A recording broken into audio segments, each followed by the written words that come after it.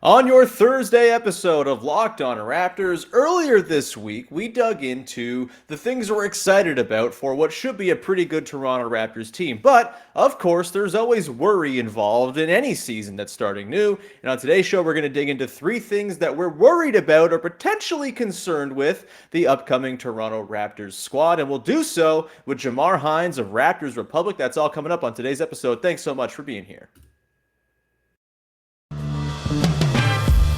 You are Locked On Raptors, your daily Toronto Raptors podcast, part of the Locked On Podcast Network. Your team every day.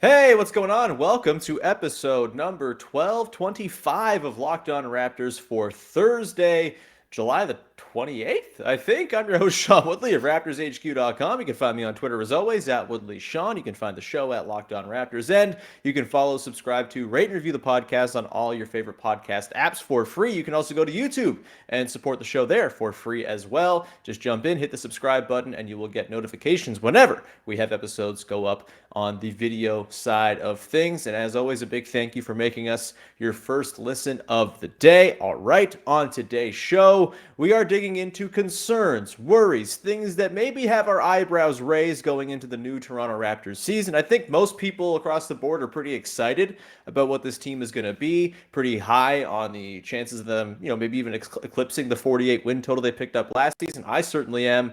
But of course, there are always some things to be mindful of that could go wrong. We've seen things in very recent Raptors history go horribly wrong. And so we're going to do some worry mongering on today's show with Jamar Hinds of Raptors Republic, one of my favorite guests of the show. Welcome back, man. How's it going? I'm pretty good. How are you doing? Doing well, man. Doing well. Happy to have you on the show and excited to dive into these potential, concerns. I don't even know if worry is necessarily like the right word for some of these things. Just things I'm keeping an eye on as the season draws nearer. So let's begin, Jamar. I will give you the floor. What is your concern number one going into the 2022-23 Toronto Raptors season? Okay, let me preface this by saying that the Raptors are in a pretty good situation right now as is. Mm-hmm. So these are just little minor things. Sure. But I would say I don't really have them ranked. But my first thing I'm going to mention is just touches. Okay. And obviously, Raptors Twitter was going a little bit nuts at Jake Fisher for the OG Anunoby articles about, oh, he may be unhappy, or maybe he wants to trade or something like this, and yada, yada, yada. I will say that you have, obviously, Pascal's the number one guy. Yeah. Fred was an all-star last year. People would expect Scottie to take a step up. Same with Precious. Gary's contract is going to be done around the corner. Mm-hmm. And then you have OG, who wants to be a bigger part of the offense. So it's just like last year, we had the unfortunate scenario where every time you turned around, somebody was down. Right. So naturally, people's shot attempts were up more as opposed to if everybody was together. So I guess I would just wonder how happy people would be in their roles if the team had the blessing of full health. Yeah. Like, it would be pretty hard for, I think, how many guys did we have average 15 points a game last year? At least like 5 or 6. I think it was five. Yes, 5. Yeah. So with everybody, if everybody's healthy, it's kind of hard to duplicate that. Someone's numbers would take a drop. Most people would assume Fred because, play more off ball, especially if you have, Scottie and Pascal who could run point at times. Mm-hmm. And, maybe his numbers drop a bit. But I look at a guy like Gary, if he's can average 18 points a game again, and if his numbers take a dip, would he be happy with that? Mm-hmm. OG average 17. It's like, okay, if he wants a bigger role, we'd be talking like 20 points per game. Is that possible? Right. I mean, like it is. It's possible, but I guess I don't think touches would be consistent with a healthy team, and I wonder specifically those two guys, Gary and OG, how happy they would be with that. I think that's a really good place to start. I actually had sort of a variation of this for my third one, but I'll sort of work it in now. And it is like the sort of Gary Trent Jr. of it all, specifically how it comes to touches, specifically when it comes to will he accept potentially a six-man role if the Raptors want to make Precious Achiuwa the starting five and go defense first in the starting group. But I think as a whole, it's a really good point. And I'm a believer that like when teams are winning games, usually these things kind of sort themselves out. And, if they get out to a hot start with the continuity they're going to have coming in, with the deeper roster they're going to have coming in, I would imagine we'll probably, see things be pretty all right. If OG's averaging 16 a game, but the team is 20-6 out of the gate, I don't think anyone's going to be raising too many alarm bells. But if they're not winning games right on early in the season, if they are kind of struggling through it, if the touches are a concern, then yeah, I could totally see this kind of percolating into a thing that becomes something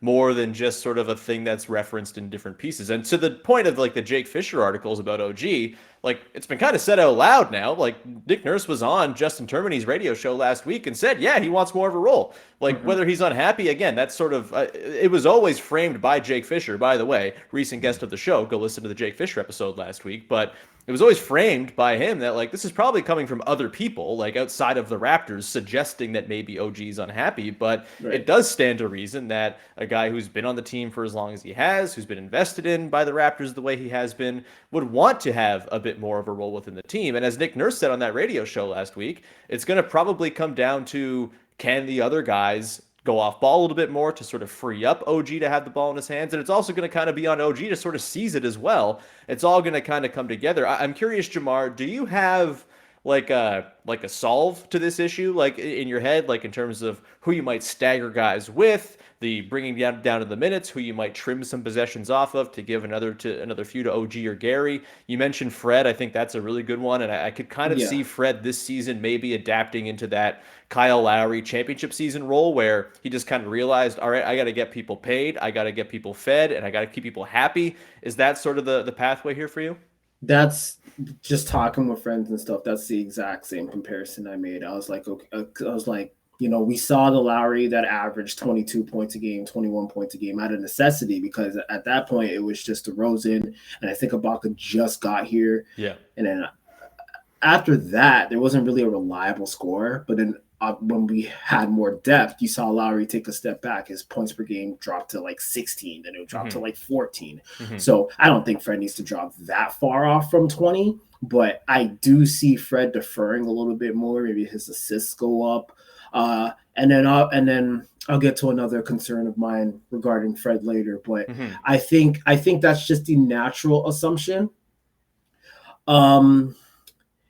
If Gary would be a great guy to stagger, the problem is I think to maximize Gary's efficiency, you need someone that can get him the ball. So for him to say, okay, maybe you stagger Gary with some bench minutes too, but then he won't get as clean looks, but he'll still want to get his shot attempts. Yeah. So that means his shot selection is going to be worse.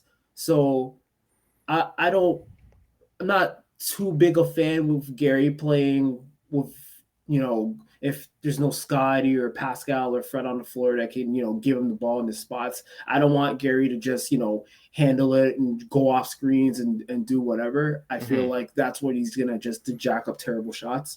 So I think OG could stagger with some bench minutes where he's the primary ball handler. I think he would like that though, where he gets to take on guys one-on-one and make decisions and bully people in the post and stuff like that. Maybe that would help, but just some ideas. Yeah, I think my assumption is that one of Pascal, Scottie, or Fred is going to be on the floor basically at all times just to sort of run the offense. But I could see like Scottie Barnes. I mean, the whole thing with him is that he's very unselfish, right? And if he feels like, okay, maybe I gotta sort of, get Gary cooking here or something like that. Like that feels like it's kind of in his DNA as a player.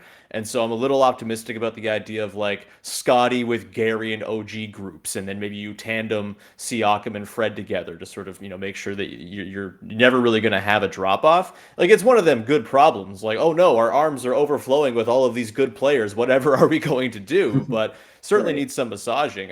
Before we get to the break here, I do want to ask you sort of where you're at with Gary, because he is, I think, to me, sort of the most interesting of the core guys, because I think he's the most tenuous of the core guys. If we're throwing Precious into this bunch as well, which I think you should at this point, he's going to be on an expiring deal. He's got the player option at the end of the season. You would assume he's going to want to cash out.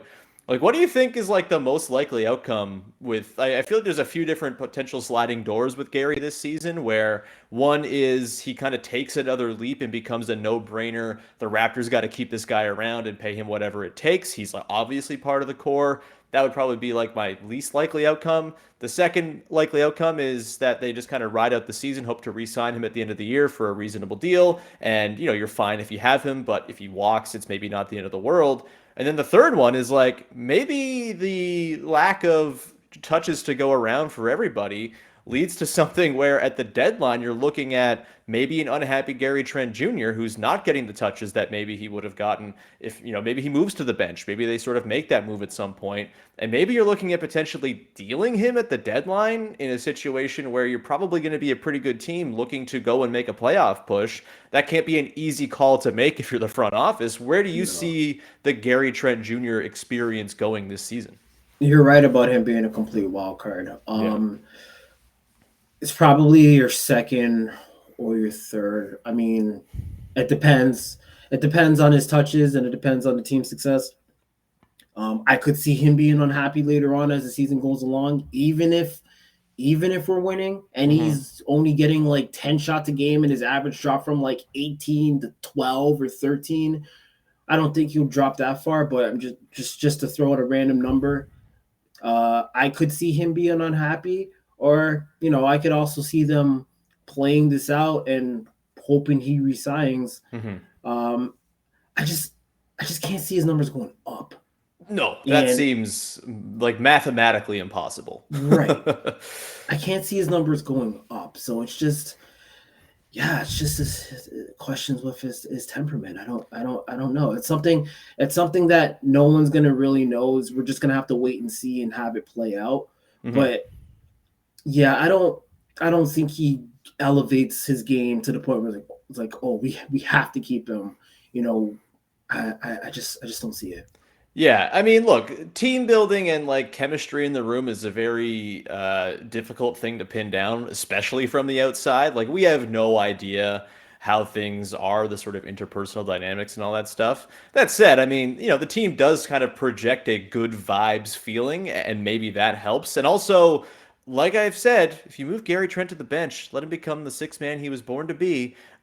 He probably will. Like that's probably his best shot of averaging like 18 a game again, right? Because he's just gonna have the free run of the second unit, and he can go chase down sixth man of the year. I think that's probably it'll be a tough sell because he started all last season, of course, and he obviously feels a certain way about himself as he should. He's got the gunner spirit. That's what he should feel like, but. That is certainly something I'll keep an eye on, just sort of the dynamics around the top six guys and how it all comes together and how the touches are all dispersed. I think that's a really good one you let off with here, Jamar. We're going to continue. Hold on one go second. Ahead. Yeah. Sorry, 1 second. Yeah. And in terms of Gary coming off the bench, I compare him to Norm, where right. I feel like he comes in with a totally different vibe as a starter. Because I remember Norm seemed to be Norm's ideal role, just like instant offense guy off the bench. But it was clear that he was just better as a starter. Right. I could totally see that moving with Gary too, but we'll see. We will see. We will also see what our second big concerns are about the Raptors going into the season in just 1 second. But first, I want to tell you about our friends over at Built Bar, who are making the best tasting protein bars money can buy. Got to check them out. And right now, they are also deep in the Built Bar Puff game, the marshmallowy, delicious treats that are sending the world into a tizzy. And the new flavor they have is the cookie dough chunk puff. I have some in my fridge. I will be having one probably as a late night snack at some point this week because they are delicious and they are good for you as well. You just get 160 calories, which is much less than you're going to get in your standard candy bar, and a whopping 15 grams of protein in them as well. And it's the good protein. It's collagen protein, baby, which your body absorbs more efficiently, and it provides tons of health benefits. Eat something that tastes good and is good for you. You're going to love the new cookie dough chunk puff. They have done it. They've made it seem like you're eating something so unhealthy with the chocolate and the marshmallow and the cookie dough chunks, but in fact, it's pretty darn good for you. You can ditch the calories, fat, and sugar. Grab yourself a Built Bar. Go to Built.com. Use the promo code LOCKED15, LOCKED15, to get 15% off of your order. That's the promo code LOCKED15, LOCKED15, for 15% off at Built.com. Go check them out. All right, we continue on here with your first listen of the day, talking about our main concerns going into the new Toronto Raptors season. Let's go with concern number 2. Jamar, you let it off so wonderfully with a very apt concern in segment 1. What you got for your number 2 concern? Okay, well, I kind of teased going back to Fred on another concern, and here it is. I'm still a little bit concerned with, the point guard play behind him. Mm-hmm. I wonder how much minutes Malachi is going to get. And then I know Scottie and Pascal can kind of stagger some minutes at the point to help Fred out, but we can't go into a situation where Fred is playing 40 minutes a game. No. Again. That can't have. I don't care. Absolutely not. I don't care if we have a bunch of injuries, because that was basically what happened last year. We had so many guys out. Fred had to haul ass. He did a great job of that. Just look at the Utah game, for example, where he took over in the third quarter. I think that was the game where he had his first career triple-double. I'm pretty sure. Rings a bell, yeah. But yeah, we got to get that guy's minutes to like 34-ish at like the absolute most. Because I compare Fred last year to Kyle in 2015, where Kyle broke down the stretch, and then that was the year we got swept by the Wizards, and he was just nothing like himself. Fred was nothing like himself in the playoffs. And you just have to find a way to chill on his minutes. I mean, I think Pascal actually ended up playing more minutes than Fred. Oh, Pascal played an ungodly number of minutes. He's probably in this batch of guys we should be, which was crazy, which was crazy in itself. And I would hope his minutes drops as well, along with OG. I want to say over the top 10 guys in minutes per game, we probably had like a good 3 or 4 of them. Yeah. But Scottie played a ridiculous number of minutes too. Yeah. Right. So, I just think that the depth needs to be trusted a little bit more. I feel Malachi can get a longer leash.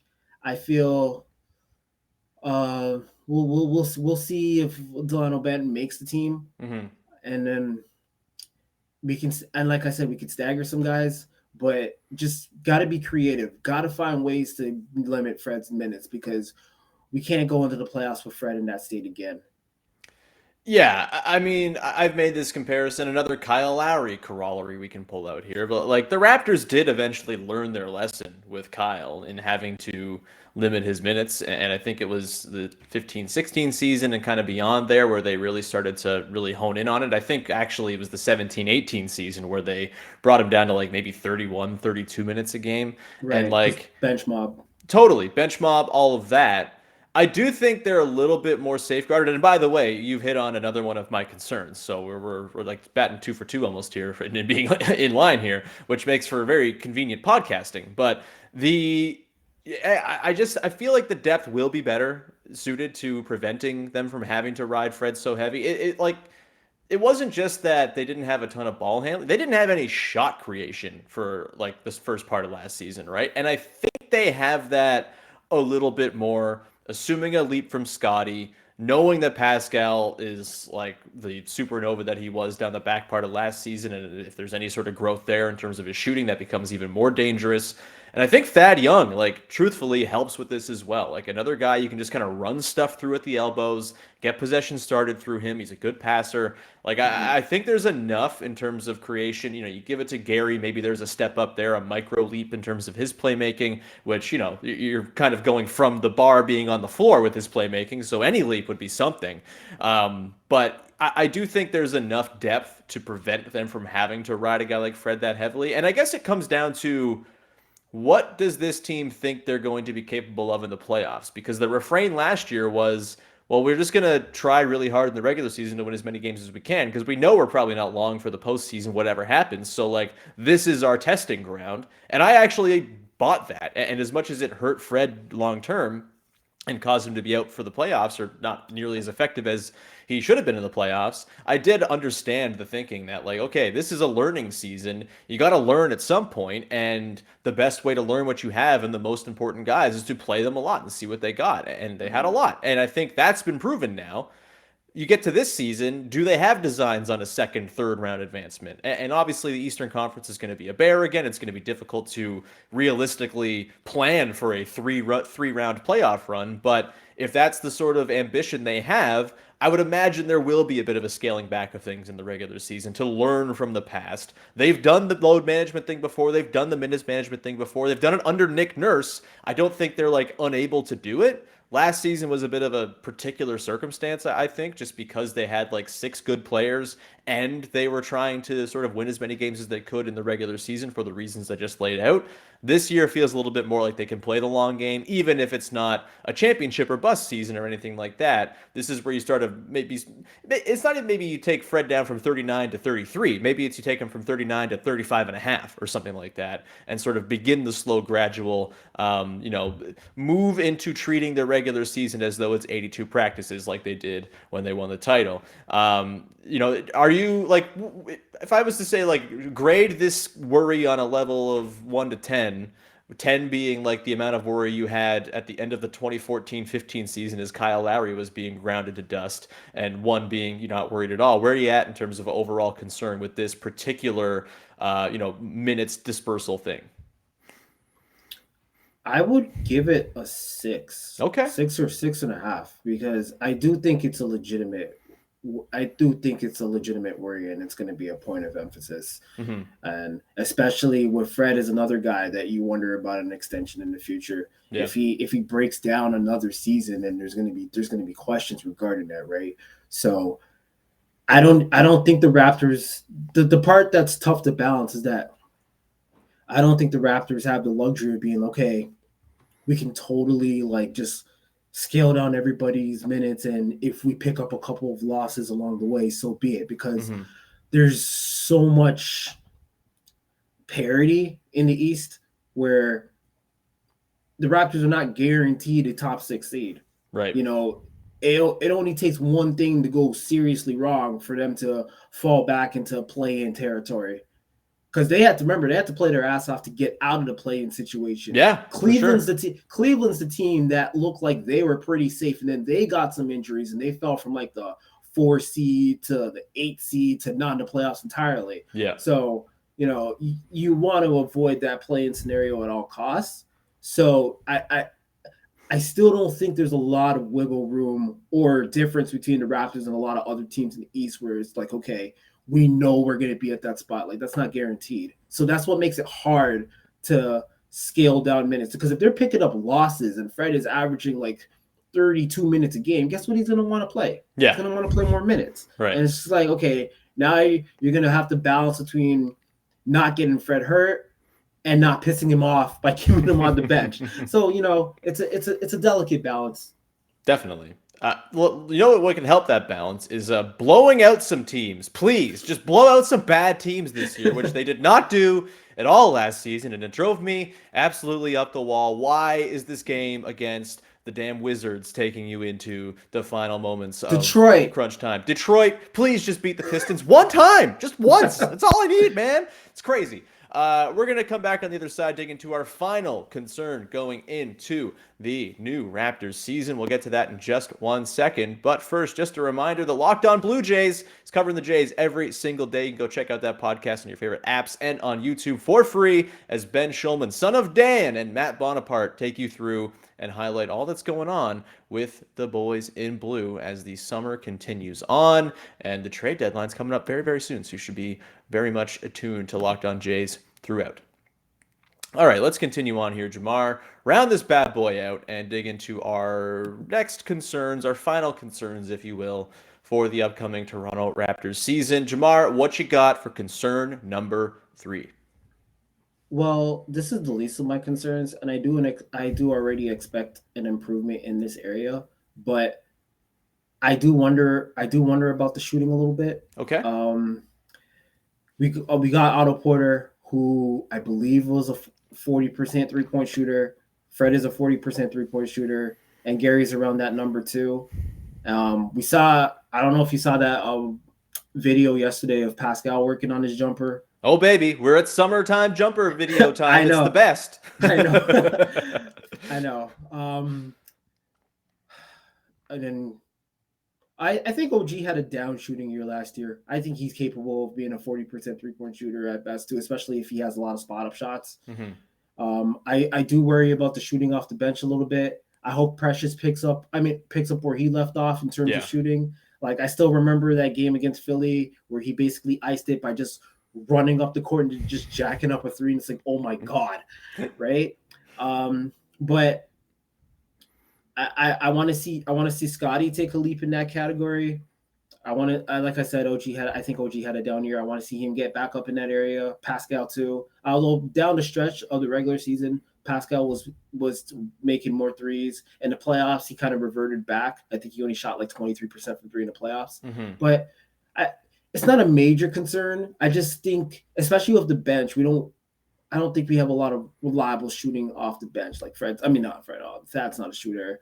And then the guard play is kind of hit or miss. Remember, we gave a million chances to Svi last year to be like a reliable shooter and off the bench, and that never worked.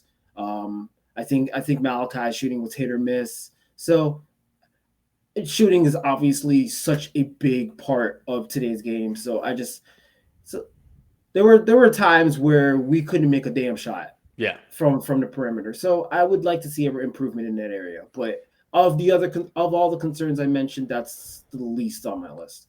Yeah, I think I'm a little less concerned about the shooting as like an individual thing, just because maybe I'm buying too much into the back part of the season for Precious, but like it looked good and it was very promising, and I'm hoping there's at least like a league average-ish season in him. Maybe he's not going to shoot 40% like he did after the All-Star break, but 36, I think that's totally on the table. I agree there's probably a bounce back in there for OG. I think if you can get Siakam to just stand in the damn corner sometimes and hit some threes because other guys are creating, that's a way to kind of solve a couple problems at once. You get OG going downhill with the ball in his hands, you get Pascal spacing in the corner, and all of a sudden, maybe you get Pascal kind of recapturing some of his previous magic as a corner shooter, and, you get OG happy because he's got touches and he's making things happen. I think Fred is awesome, and a little bit more off ball and catch and shoot for him is not going to be a bad thing because he is one of the best catch and shoot players in the whole league and was very much that last season. It was sort of the pull-up stuff that brought his numbers down overall.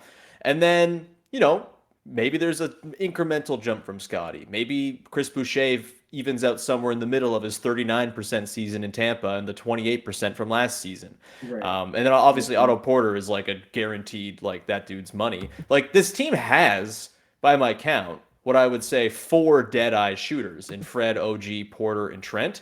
And then if you can just get some okay shooting mixed in, maybe a Justin Champagnie shows that what he did at the G League was real and he gets some rotation time. Like, I think there's enough there to make it work with all the other stuff that they do, where they're pretty good at manufacturing space wherever it might be, whether it's on the interior or outside, just because of the gravity that their ball handlers have, because they're so long and give so much rim pressure. But it's certainly a thing. I do think the 3-point shooting does feed into my kind of overarching big concern, which is the half-court offense and how it performs in relation to the defense. Because the whole thing last year was we got to game the possession battle. We got to be very aggressive hunting for steals and get out of position because we need to drive our offense with our transition. And their transition wasn't even that good. It was like one of the worst efficiencies of all transition offenses last year. They just ran more than everybody else and scored a whole bunch in it. But their half-court offense was still pretty brutal. Per cleaning the glass last season, they were 26th in points per play, 91.3 points per 100 possessions in the half court last season. They ran the second fewest number of half court possessions in the league by design because they knew that's not where their bread's buttered. I wonder, though, if they're able to just kind of scrape by even like with the 15th best half-court offense, because Pascal's taken a step, Scottie's done the thing, they have just more healthy guys, better shooting, all of that. Does that allow them to dial back the defense and then really become just an impenetrable force of switching and length where they're not having to do the scramble and recover thing all the time? They'll do it for sure. Nick Nurse loves to play multiple defenses and try different things out, but that was kind of their base defense at all times last year, and it got them burned in spots. By the end of the season, it seemed like guys kind of learned it, and it was really effective, and we've seen even back in 2019-20, you can play that super aggressive style to good effect. But over the course of a full season, you want to try to keep guys from burning out and like overtaxing them in their minutes. That's probably a really good way to do it, is to not play 48 minutes of insanely intense basketball on both ends of the floor, make it a little bit easier for guys on defense so they have a little bit more in the tank for the offense. It's always fascinating to me how the offense and defense kind of are intertwined on this particular team because of how they played and because their half-court offense has been such a struggle. Where are you at with that being a concern? Like, would you like to see them dial back the aggression defensively this season more? Or do you kind of like we're going to win the possession battle, crash the offensive glass, that's going to be our half-court offense essentially, and we are going to play that crazy-ass defense that keeps teams kind of on their toes and freaks them out? I don't think Nick Nurse is a guy that will ever dial anything back defensively. That's crazy. I really don't. I mean, it seems ideal to say, but I really don't. Mm-hmm. And especially how you mentioned they were picking it up near the end of the season where they were getting used to those type of concepts. I think that's just going to make him want to do it more, not less.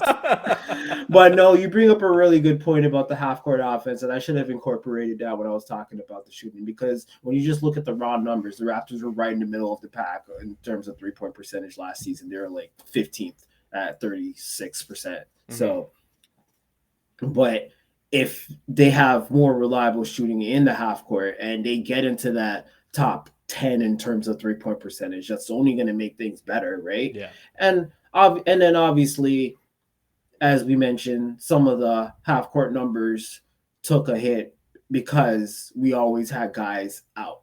Yeah. So with a full complement of offensive weapons, I would not expect us to be 26th in half-court offense. Like, if that's the case, then we got some real questions. Totally. And this is like a big, bet on their internal development, right? And, maybe it'll pay off, maybe it won't. But I do think the geometry of the floor will be a little bit more favorable this season than it was last year. And certainly in the Tampa season where it was Pascal passing to four dudes who couldn't shoot at all times, basically.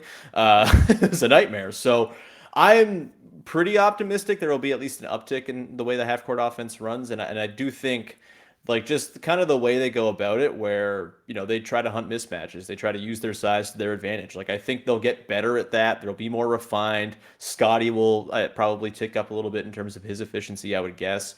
And I do think the sort of ecosystem of the offense will be a little healthier, but whether that allows them to dial back the defense and just, make use of their length in a more conservative way, we shall see. You make a very good point about Nick Nurse being an absolute maniac. So that feels like a good place to leave this one off. Jamar, thanks so much for hanging out. Thanks for chatting and bringing some awesome concerns to the table. Where can people check out your great work? My Twitter handle, JamarBH. There's a link to my Raptors Republic work. I did some summer league stuff. And if you follow me today, if you go on my page today, you may see some little balloons pop up because it is my birthday. Oh my God! Happy birthday, Jamar! Hell yeah! I wish I had a kazoo with me so I could make some noise. But, I'm normally hey, thanks. I'm normally really low key about that. You might not see the balloons. I might have that on private. I don't remember. I see them. So I don't know. But yeah. There you go, man. Happy birthday to you. Have yourself a wonderful day. And listeners, thanks for listening. And I hope you have a wonderful day as well. Thank you so much for tuning into the show. That's going to be it for fresh episodes for a little while now. I am getting married this weekend and I'm going on my honeymoon. There will be no Friday episode. And then the next 3 weeks, we have great heartbreaks in Raptors history, interspliced with a mega mailbag with Katie Heindel that is going to fill the feed over the next few weeks. So I apologize. If the Raptors trade for Kevin Durant, there will not be a fresh episode until I return from my honeymoon, and you'll be watching episodes about Raptors history while the rest of the world is melting down over what the Raptors got, or how the Raptors got Kevin Durant for Kem Birch, Gary Trent, and a second-round pick, or whatever Masai manages to pull off, because Masai's a wizard. So apologies for that, but I'm assuming it's going to be pretty chill the next few weeks. So you'll have the mailbags to look forward to 2 weeks from now. We're going to do the great heartbreaks in Raptors history next week, and then the week following the mailbag just to kind of vary things up as well. So thank you for tuning in. Thank you for supporting the show. Be sure to support it while I'm away, even though I won't be interacting with it a whole lot. It'll still be dropping episodes. So thank you very much. And with that, we'll round the show out. Thank you. Support the Locked On NBA. Make it your second listen of the day. They're covering the league wonderfully over there every single day throughout the offseason. And we will talk to you again on Tuesday with the next episode of Locked On Raptors. And I will talk to you from the present later in August. Have a good one, everybody. Bye-bye.